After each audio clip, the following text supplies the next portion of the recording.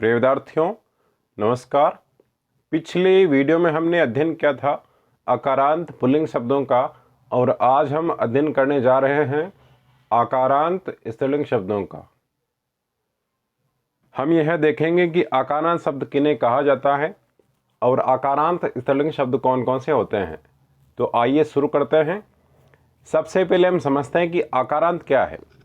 आकारांत जैसा कि आपके सामने लिखा हुआ दिख रहा होगा, वे शब्द जिनके अंत में आ की ध्वनि या आ का स्वर आता हो वो आकारांत शब्द कहलाते हैं।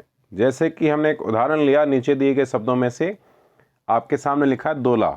दोला शब्द में जो अंतिम जो वर्ण है या हम के स्वर है वह आ है और आ से अंत होने के कारण इन्हें आकारांत कहा जाता है और ये स्त्रीलिंग है, इसलिए हम इनको कहते हैं आकारांत स्त्रीलिंग शब्द।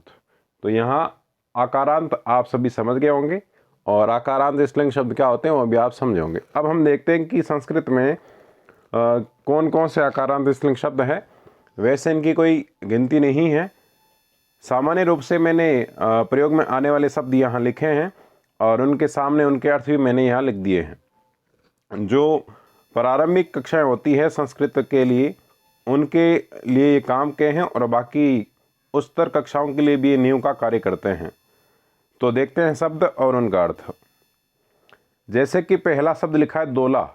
दोला को हम हिंदी में कहते हैं झूला। क्या कहते हैं? झूला। उसके बाद शब्द है घटिका। घटिका यानी कि घड़ी। याद रखें यहाँ पर आपको विसर्ग का प्रयोग नहीं करना है। काफ़ी बच्चे स्त्रीलिंग शब्द का जो एक वचन होता है उनमें भी विसर्ग का प्रयोग कर देते हैं, ऐसा आप नहीं करेंगे। फिर है कोकिला। कोकिला यानी कि कोयल। चालिका हम कहते हैं महिला ड्राइवर को और आकारांत का हमने इसका पढ़ा था। चालिका यदि पुल्लिंग है तो उसका हम चालकः ऐसा लिखते हैं। फिर देखिए स्थालिका, इसका याद रखेंगे आप थाली। स और का को हटा दीजिए, थाली अपना बजाता शेष। अजा, अजा यानी कि बकरी। छात्रा को छात्रा ही लिखेंगे। लता, लता यानी कि बेल।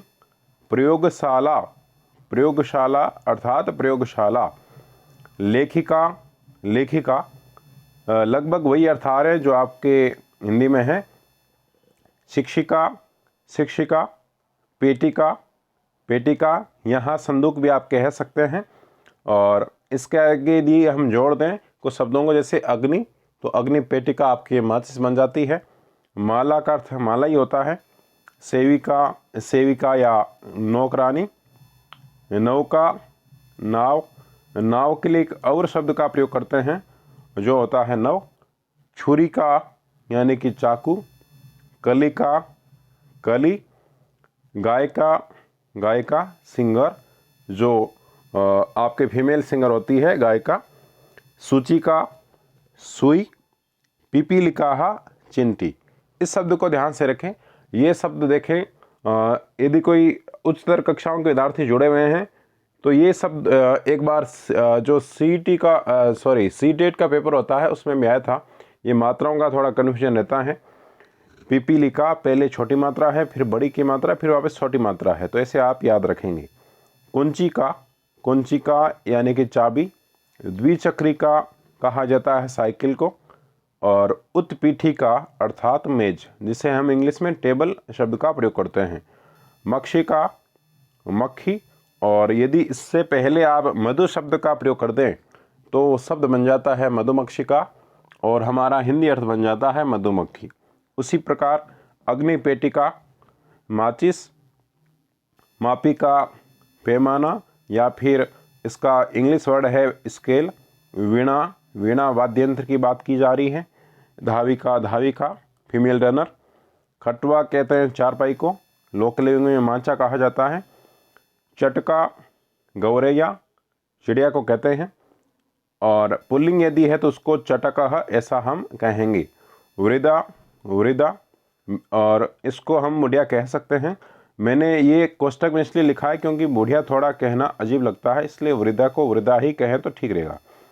रोटिका माने कि रोटी और महिला को महिला। जवनिका, पर्दा। ज्वनिका क्या होता है? पर्दा होता है। पुष्पमाला, पुष्पमाला हो जाएगी। ऊपर हमने पढ़ा था माला। और यहाँ पुष्पमाला, माला किसी स्त्री विशेष का नाम भी हो सकता है और ये माला पुष्पों वाली भी हो सकती है।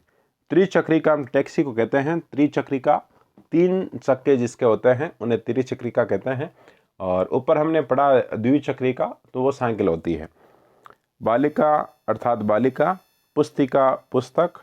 वैसे पुस्तकम शब्द की बात करें तो नपुंसकलिंग है और पुस्तिका आपकी स्त्रीलिंग है, जैसे कि अभ्यास पुस्तिका, कार्य पुस्तिका। मंजूषा होती है संदूक। 40वां मैंने जानबूझ के खाली छोड़ा है। ये एक शब्द आप कमेंट में लिखेंगे, ऐसा ही किसी स्त्री का नाम भी हो सकता है। बस ध्यान यह रखें कि आ से उसका अंत हो या फिर कोई अन्य शब्द जो आकारांत स्त्रीलिंग हो वह आप लिख सकते हैं। जैसे बहुत सारे शब्द हैं, गीता, अनिता, सुनीता, विनीता, ऐसे आप लिख सकते हैं। तो कमेंट में एक स्त्रीलिंग शब्द आप जरूर लिखें, आकारांत स्त्रीलिंग।